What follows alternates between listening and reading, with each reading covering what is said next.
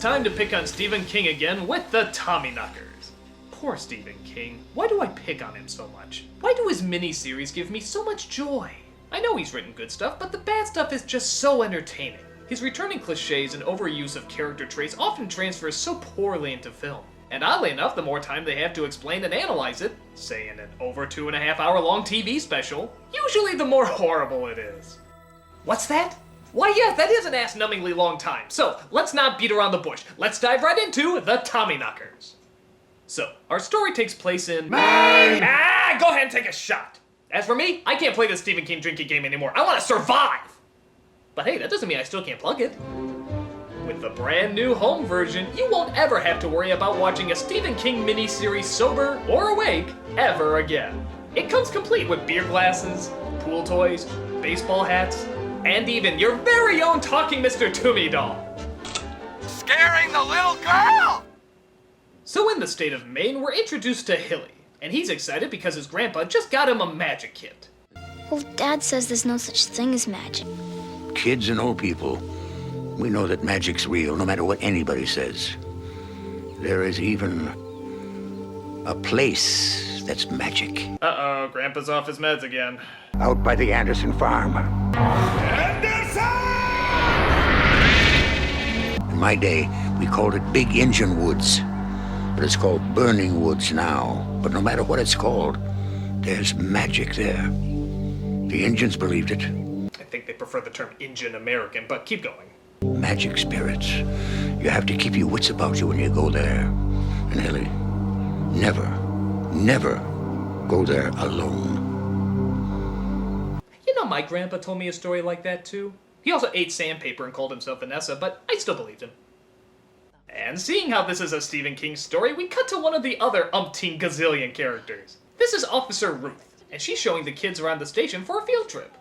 This is where we have our cells, and we put on all the people who break the law in here. That man over there used to molest little children just like you. Go ahead and touch him, go ahead and touch him. Okay, come on in here. Let's go see the schoolroom. This is the best part. You see, when I was a little girl, my parents used to travel a lot. What the hell? Every time they went to a new country, they would bring me another doll. Dolly's a hobby? Oh, yes, they are my hobby. My friends know that I like them, so every time they travel, they bring me one. And suddenly this character got disturbing and uncomfortable. Seriously, what police station would allow dolls inside the office? We don't want to break anything now, do we? That's all right, that's all right. JoJo's never been broken. This is beyond a creepy hobby. This is just unnerving. Does your work allow that? Brian, I was wondering if it was at all possible for you to, by any chance, get the report done by this Thursday? Well, we'll have to ask Roger before I can answer that. What do you think, Roger?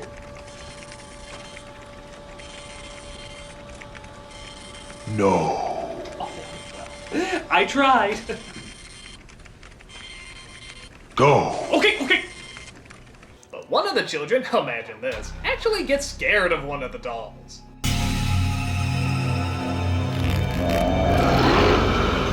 They're bad. I'm scared. And to be fair, that does look more realistic than the Jaws 3 shark. Tell you what, why don't you come back some other time and we'll see them together, okay? All alone. Just you and me. All right. Bye, Davey. What kind of cop is this? Does she not know how creepy this looks? And you wanna know what the weird thing is? The really freaking out there thing? All throughout the rest of the movie, she's totally normal. She's easygoing, laid back, a nice person. There's nothing odd about her in the least. Oh, except for that one really fucked up thing, but aside from that, nothing. They say normal people are just people you don't know very well. Well then, by God, I don't want to know her very well. We then cut to a steamy post office where you can clearly see a red flag always stays up around here. Honey, I'm sorry. I think I'm gonna have to work late tonight. Oh, Joe, come on. Yeah, will you tell her for me that Becca Paulson likes her husband home for dinner? Yeah, honey, I will. I will. I gotta go now. Bye. Are you ready? Am I ready? Is that your question? Am I ready? It's like the sign says, neither snow nor rain nor heat. Oh yeah, now this is why the postman always rings twice, except he's about to find out that the mail lady really is a mail lady. M-A-L-E! Cinema snob, what are you doing here? Oh, Sorry. I thought this was a porno. This is how most of them start out. No, it's a Stephen King miniseries. Oh. Condolences. Thanks. We then cut to a writer named Bobby, who stumbles across something very odd in her backyard.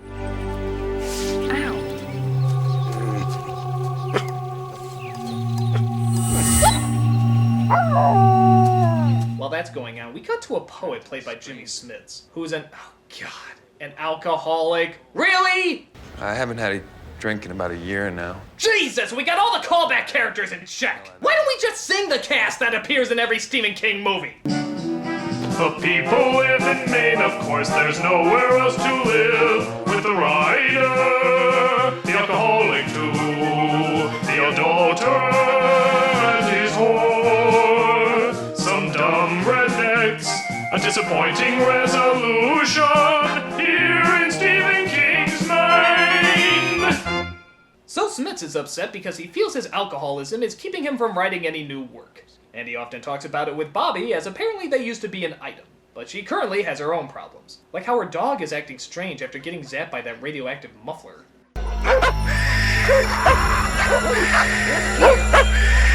What? Who owns half of these animals? I mean, a parakeet is one thing, but an owl, a cobra, a fucking Komodo dragon? What the hell? Why don't you get your dog out of here? Can a kid just play some ball with his ferocious killer Komodo dragon for just one moment?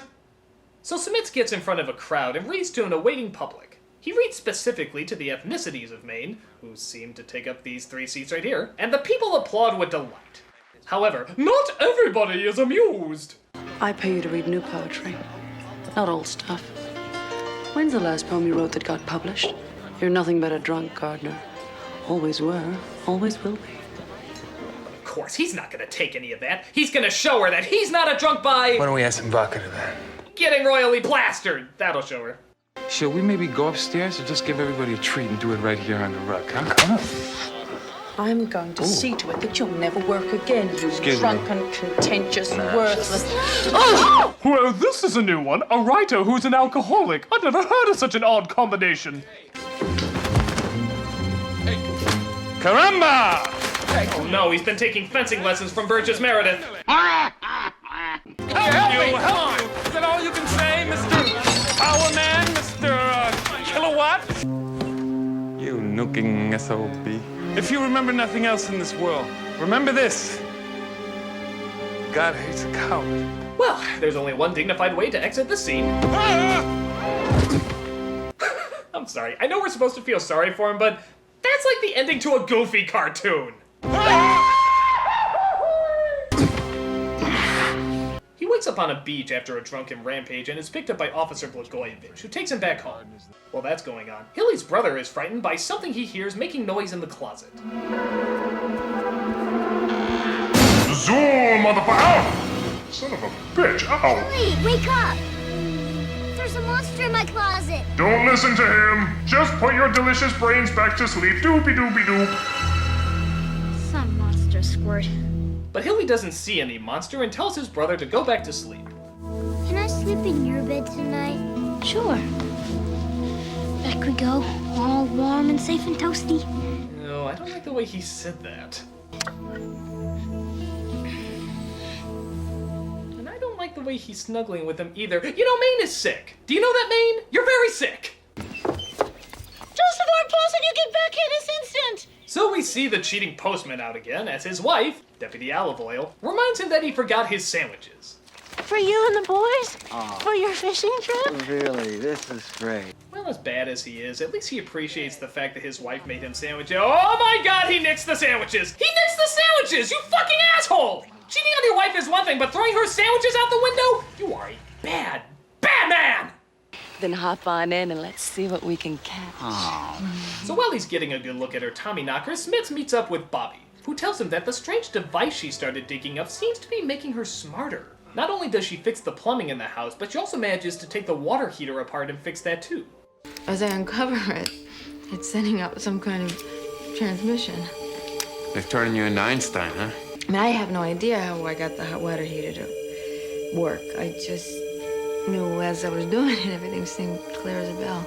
God, it makes women good at plumbing and machinery? If this thing takes away women's fear of spiders, men are gonna have no use on this planet at all! Let's experience it together.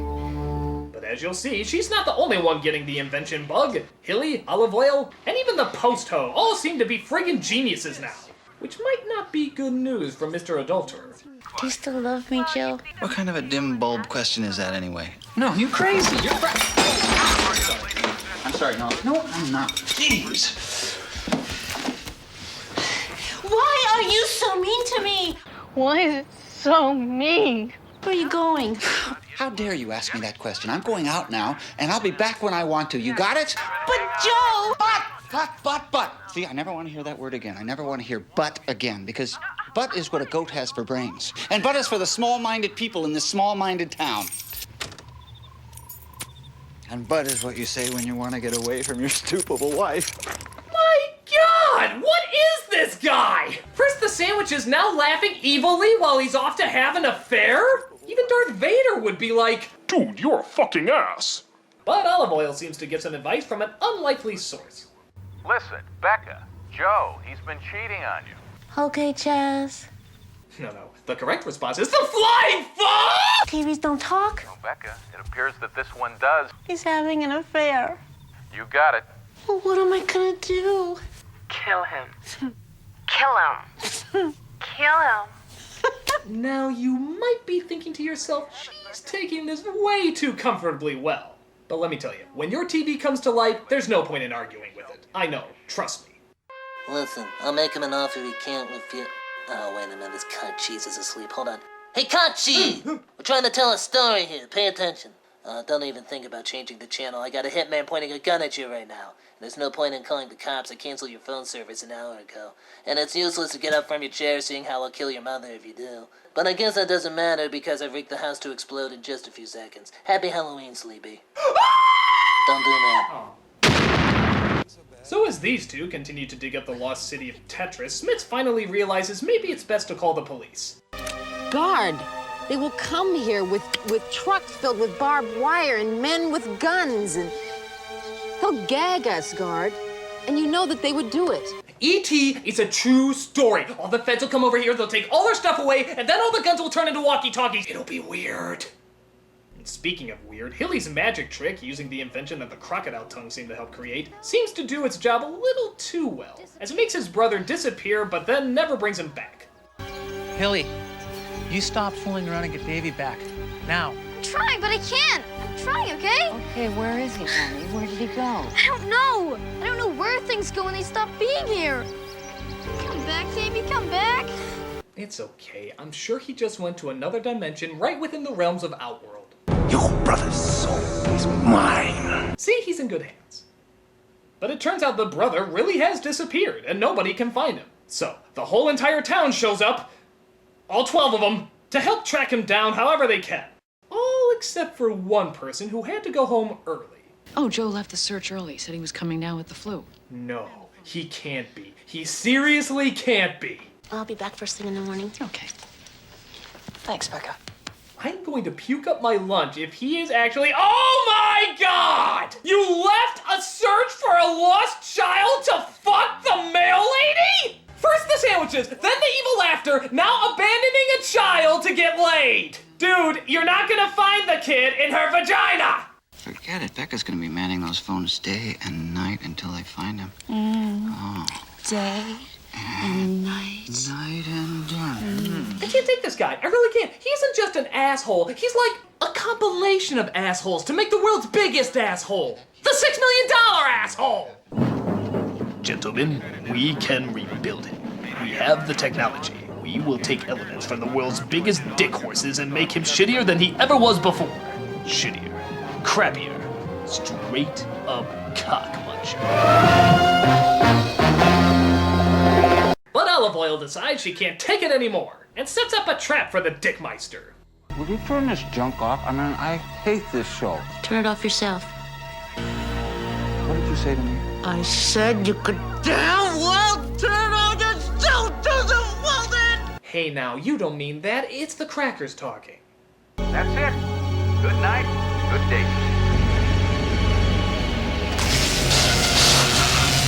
Oh no, I've been blisterined! Make sure my coffin is minty fresh. And the inventions keep on coming as Bobby, it appears, put together a typewriting machine that actually writes the story while she's asleep. I make a Stephen King joke here, but let's face it, you've already made it in your head. But things get even worse when Hilly suddenly slips into a coma. I'm taking him to the hospital, Terry. No. You two stay here. I'll take Hilly to the hospital. I'll call you as soon as I spoke with the doctor. Ah yes, trust the guy who believes in engine magic with the safety of your child. Daddy. You okay, honey? And just where is the hospital, you may ask? Oh good, I hear they have a real good health plan down there. Whenever a kid is in trouble, they just walk inside their house and pretend like nothing is going on. Suck on that, continuity lovers! Tommyknockers knocking at the door. So as you can see, Olive Oil was put in the nut house, and it seems like the rest of the town is not too far behind. Not only is everybody making more Dr. Seuss inventions, but many of them start becoming psychic and acting more crazy. I know a psychic in a Stephen King story. Alert the media! What was it you wanted? Well, aren't you gonna read my mind like everybody else, Nancy? I'm not getting it. The only one who doesn't seem to be affected by it is Smits, as he had a metal plate put in his head years ago that they think blocks off part of his brain. Probably the part that said say no to Star Wars prequels. You okay? Yeah, I just needed a good night's sleep. I'm ready to dig. Well, I think you should really take a good look at yourself. Why? You're obsessed. You can't stop it. I can't stop. What are you implying? You're obsessed and you can't stop. I can stop. When I want. Officer Ruth starts to catch on as well and tries calling for backup. And seeing how she's doing it in the doll room, I bet you'll never figure out where this is going. What a shock. Too late, Ruth. Too late. We represent the Homicide Guild! The Homicide Guild!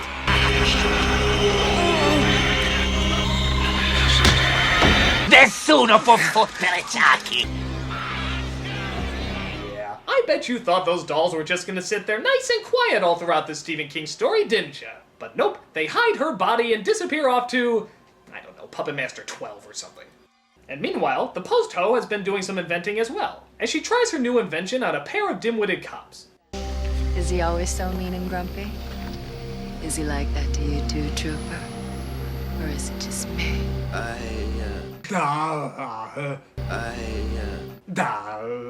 I'm just an officer. I don't use big words in front of pretty ladies. Sound like Randy Newman. Officers, they don't use words in front of ladies. I just wish you'd known better than to come snooping around like this. Hold it right there now. Do as he says, ma'am. You wouldn't stop a lady from putting on a little lipstick, would you? Oh, now that's true. We do have to let a woman put on her lipstick. It's like Rule 22. Bye-bye, boys. Really? A lipstick death ray? We're actually writing in a lipstick death ray? This is silly even by Stephen King standards. Did they just want a reason to steal the effects from the 1960s Star Trek show? Tell me the scene where she fights Gorn is coming up next. 2 disappearances in 1 week. That's more than coincidence. It just vanished into thin air without a trace. Butch, have you ever heard of the Tommyknockers? Oh hey, the title of the movie. Just 2 hours in and we're finally gonna figure out what it is. Let's see. Last night and the night before, Tommyknockers knocking at my door. You said yourself that it was as if they had vanished into thin air. Well, I'll think about it. If anything else occurs to you, give me a call. Well, that explained everything. I'm sure he's gonna rough up Mr. Boogedy and the Leprechaun people to find out their location. Or is this gonna be like every other Stephen King story where he makes up a name for something that already has a name? Like, The Shining is just psychic. It is just an alien. Or Langoliers was... Okay, you can keep that one, but to be fair, we didn't want it anyway.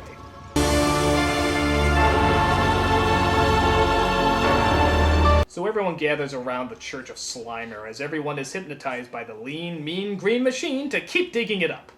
The time for all of us to unite. is at hand. Are you ready to complete the becoming? Is that sort of like The Happening, only funnier? But the crowd heard that inane whisper, captures Smits and forces him to start digging up the device. Meanwhile, Grandpa and the officer return to check on the town, only to find that it's completely abandoned. But hey, that doesn't mean they can't stop for a nice cold one. Come on, stupid.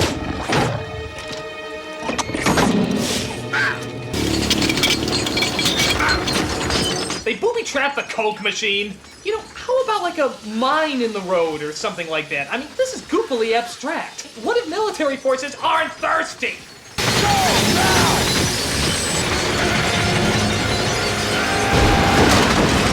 They did it! They fried the Coke again! Well, this is good. This is really good, because this gives me a chance to properly explain what frying the Coke is. It's when somebody does something so stupid or phenomenally over the top that you can't help but find it unbelievably awesome. And by God, what is more awesome than being killed by an exploding soda machine created by glowing Nickelodeon slime? Aside from a tiger stepping on a mine in the Coliseum where a Coke machine is your only salvation. But aside from that, no. So Grandpa goes deeper into the woods to find the evil diggers. At first I thought it was weird that he didn't go back and try to get help, but then again, I guess it would sound odd telling a police officer that a Coke machine ate your friend and there's a cult trying to dig up Ecto Cooler, so maybe he made the right choice. But he gets captured too, and it seems like Smits is the only one left to save the day. He convinces Bobby that he's turned to their side and that only the two of them should be allowed to finish the digging and see what's inside.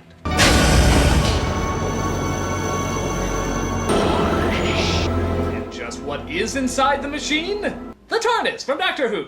No, that'd be somewhat creative. No, it's just aliens. That's it. They crash landed and have been here for years, eating up people so they can repopulate. They've been giving you brain boosters, but all they're doing is fattening you up. How does eating people help them repopulate? Why is the town only now being hypnotized by them? Why do intelligent life forms always seem to crash their ships? Never explained. They're just aliens. They're just weird. This has all been a lie. But they do find some of the missing people, including Hilly's brother. Drop your head, drop your head. Hold on to me. You okay? Worst magic trick ever. So it's kind of confusing, but I guess Smits throws the Toys R Us alien off the wheel and takes control of the ship with his mind. A bunch of the aliens tried to stop him, which is weird. Why didn't they stop him when he first came in? But Smits manages to get the ship up and oh god, that looks silly. And blows it to hell with him inside.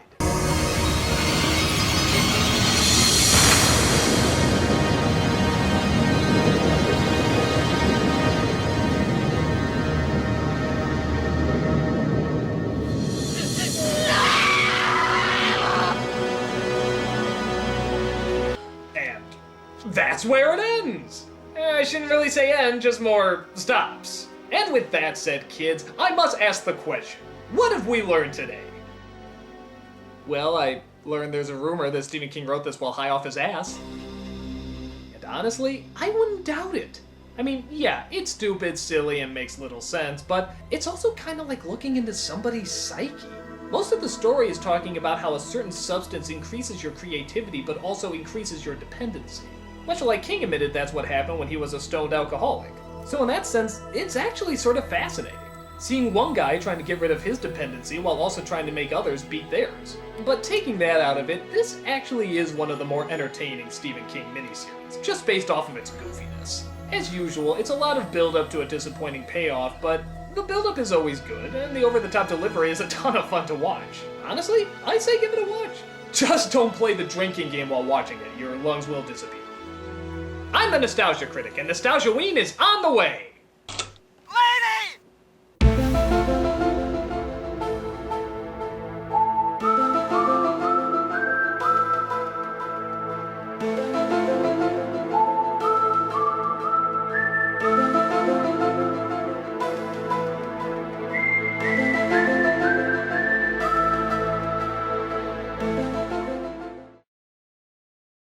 Così dormirai tranquillo e sicuro.